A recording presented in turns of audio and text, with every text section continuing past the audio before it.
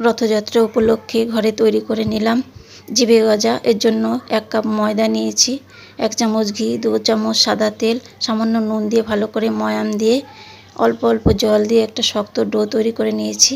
এরপর রুটির মতো পাতলা পাতলা করে বেলে আমি এখানে 6টা রুটি করে নিয়েছি।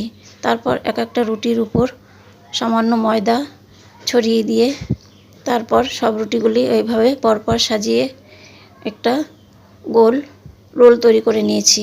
এরপর তা থেকে ছোট ছোট করে গজাগুলি কেটে নিয়েছি আর সামান্য একটু উপর থেকে বেলে এরকম গজার শেপ করে সাদা তেলে ভেজে তৈরি করা চিনির শিরায় মিনিট 2-1 মতো রেখে তুলে নিয়েছি। এভাবেই তৈরি করে নিলাম জিভে গজা। ধন্যবাদ।